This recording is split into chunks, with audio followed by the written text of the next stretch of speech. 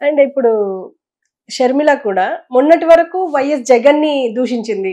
420 అని, దొంగ అని, వెన్నుపోటుదారుడు అని. ఇవాళ చంద్రబాబు నాయుడిని అంటున్నారు అని చెప్పి వినిపిస్తుంది. అంటే ఎందుకు, అంటే ఇలా చేంజ్ ఎందుకు వచ్చింది? లెక్కనే ఉండదు. వాళ్ళు ఏదో చెప్పి పట్టుకొచ్చిన అమ్మాయిని. అందుముందు తెలంగాణలో ఆవిడ ఏదో చేయడానికి ట్రై చేస్తే పక్క వెళ్ళిపోమన్నాడు రేవంత్ రెడ్డి.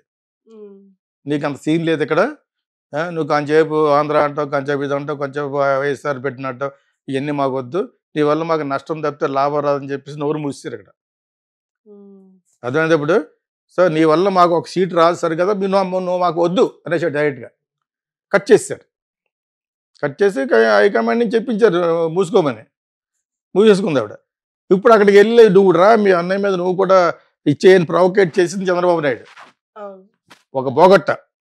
ఓకే, అతను అలా చేస్తే నువ్వు నేను తెలంగాణలో ఖర్చు పెట్టుకున్న డబ్బులంతా నాకు తిరిగి రావాలని ఒకటి ఆడదానిలాగా, ఆడవాళ్ళు ఏమైనా డబ్బు పోతే గిలగలాడిపోతారు. సో ఆ విధంగా అని ఉంటుంది, ఇస్తామని ఉంటారు. నువ్వు లాగించే మేము ఆల్రెడీ బోడీ గారితో కలిసిపోయావు, ఇంక నీ తంటాను నువ్వు పాడు అని చెప్పి అని ఉంటారు వాళ్ళు. అందుకు ప్లేట్ మార్చింది. ఆ అమ్మాయి జస్ట్ నథింగ్. ఆ అమ్మాయి తను చేసేది సింపథైజ్ చేయాలి. అమ్మాయికి తెలుసు చేస్తుందో తెలియజేస్తుందో, వాళ్ళ బ్రదర్ జైల్లో ఉన్నప్పుడు కొంతకాలం పాదయాత్ర, ఆ పాత్ర తీసుకుంది అతను. ఆ ఒక్కటి తప్ప what else you have done? నీ వల్ల మొత్తం ఓటింగ్ అంతా టర్న్ అయిపోయి అంత సీన్ లేదు పాప అమ్మాయికి. నాకు యాక్చువల్గా నేను వైఎస్ఆర్కి చేశాను కాబట్టి నాకు జగన్ ఎంత తను అంతే కదా. ఇద్దరు they are both are child సంతానం ఆఫ్ వైఎస్ రాజశేఖర రెడ్డి. నాకు అటువంటి డిఫరెన్స్ లేదు కానీ, బట్ స్టిల్ ఆ అమ్మాయి నిజంగా అటువంటి ప్రయత్నాలు చేస్తుంటే చాలా అమెచ్యూరిస్ట్గా ఉంది. అమ్మాయిని నమ్మరు. ప్లస్ కాంగ్రెస్ ఈజ్ భద్రసేతు ఫర్ ఆల్ ద ఓటర్స్. ఒక్కడేడు ఓటు అక్కడ.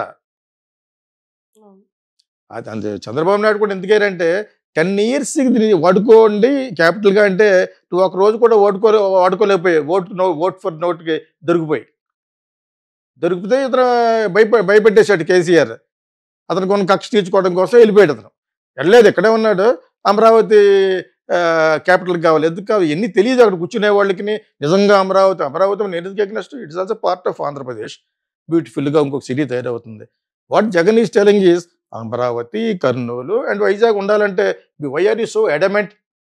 ఒక్క అక్కడే ఉండాలి, ఏముండదు అక్కడ, బొంగు ఉంది, ఏముంది అక్కడ? వాట్ యూ హ్యావ్ 4-5 buildings వీళ్ళు కట్టారు అంతే. What also is there? To build a capital, it will take not less than 15-20 years in spite of so much of budget. So Visakhapatnam already half-made city kabatti, let it be there. Why are you opposing other than your Kamma community? No. All educated wants Vizag to be, and also Amravati can be a part of one capital. Kurnool can be a part of capital. So everything will be developing in Andhra because అలా hot అయ్యారు కాబట్టి. ఎంతోమంది నిజమైన investors డబ్బున్న వాళ్ళంతా కూడా హైదరాబాద్లో ఉన్నారు. Andhra full money is there in Hyderabad. So it is not that. 75% of investment rich people are Andhra people. ఇది అందరికీ తెలిసి ఫ్యాక్ట్. అండ్ ముద్రగడ కూడా ఇప్పుడు 14th వైసీపీలో జాయిన్ అవ్వబోతున్నా అన్నట్టు మాట్లాడుతున్నారు. అంటే ఇన్ని రోజులు జనసేనతో ఉండి ఇప్పుడు సడన్ గా వైసీపీకి చేంజ్ అవుతున్నారు. దీని గురించి మీరేమంటారు? యాక్చువల్గా ఆయన కూడా నాకు డిస్టెంట్లీ రిలేషనే. నేను ఎందుకంటానంటే ఆయన ఈ మధ్యన ఫేస్బుక్లో రన్ అయ్యాడు ఒక 15 days బ్యాక్. ఆయనకి ఒకటి వ్యక్తిగతంగా అతనికి ఒక దురలవాటు ఉంది. ఆ దురలవాటు ఏంటంటే అతని క్యారెక్టర్స్లో కొన్ని సవరణ చేసుకోవాలి. తనలాగా ఆలోచించుకుంటూ పోతూ ఉంటాడు. అదిలో చాలామంది ఎటకారంగా అనిపిస్తుంది. నేనే ఒకసారి అనిపించాను అది. ఇప్పుడు ఒక్క గీత మా ఇంటి పక్కనే కాకినాడలో. సో తను సేమ్ కమ్యూనిటీ వాళ్ళు. ఇప్పుడు ఎన్టీ రామారావు గారి పార్టీలో ఉండేవారు వీళ్ళంతా.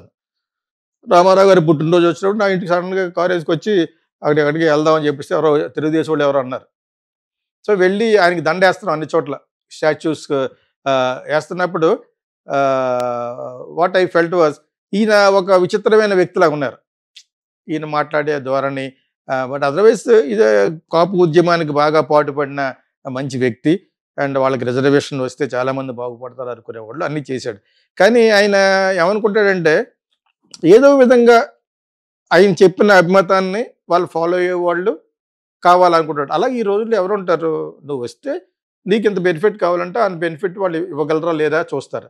ఆ బెనిఫిట్లో ఇతను ఏంటంటే చంద్రబాబు నాయుడు కొడుకు పోలీసుని ఉపయోగించి వాళ్ళ ఫ్యామిలీని అంతా కొట్టారు.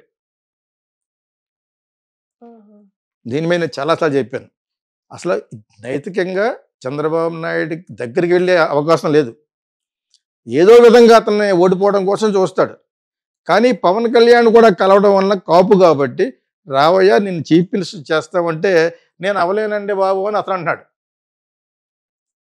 ఆ బన్నీ వాసవని అతను పంపాడు ఇంటికి, అతను రమ్మంటేనే. అతని ప్రొడక్షన్లో ఉండి వాళ్ళు ఆలాపాలా చూసి ఆ వ్యక్తి అయ్యాడు అబ్బాయి.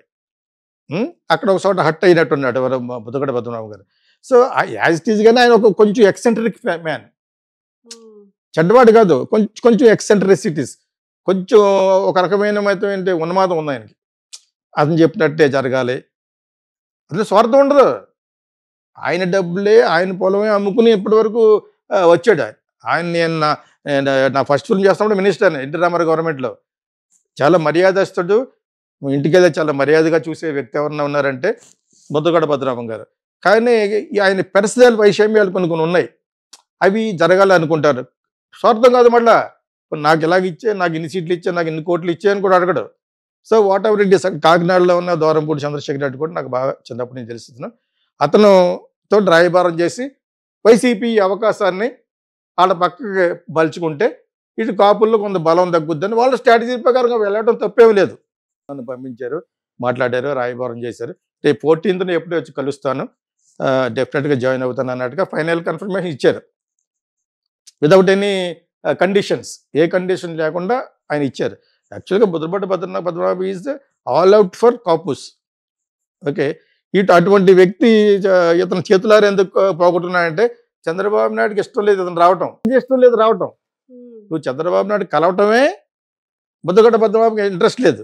దానికి ఏం చేస్తానంటే వాళ్ళకి అనుకూల మీడియా ముద్దగడ్డ పద్మనాభంకి ఏముంది, వెనకాల 10 మంది కూడా రారంటున్నారు. అంటే పవన్ కళ్యాణ్ వచ్చేస్తారా, చంద్రబాబు నాయుడు వచ్చేస్తారా? చంద్రబాబు నాయుడు చేసిన అన్యాయం వాళ్ళ మిస్సెస్ వాళ్ళని కూడా కొట్టించాడు పోలీసుల చేత. నిరాహార దీక్ష చేస్తున్న వాళ్ళని, నీరసంతో ఉన్న వాళ్ళని.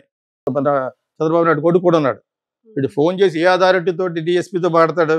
నేను చాలాసార్లు చెప్పాను, అవి ఉన్నంత సేపు అతను చేసినా కూడా అది వెనకాల ఉన్న వాళ్ళు చేరనివ్వరు. బికాజ్ చంద్రబాబు నాయుడు చొక్కా పట్టుకు తిరిగేవాడు ఎవడో పవన్ కళ్యాణ్, నోట్లో వేలు పెట్టుకుని. అంచేత అతను ఇంటికి వెళ్ళలేదు. అతను ఇంటికి వెళ్తే చంద్రబాబు నాయుడు ఏమైనా ఫీల్ అవుతాడో వెళ్ళలేదు అనమాట.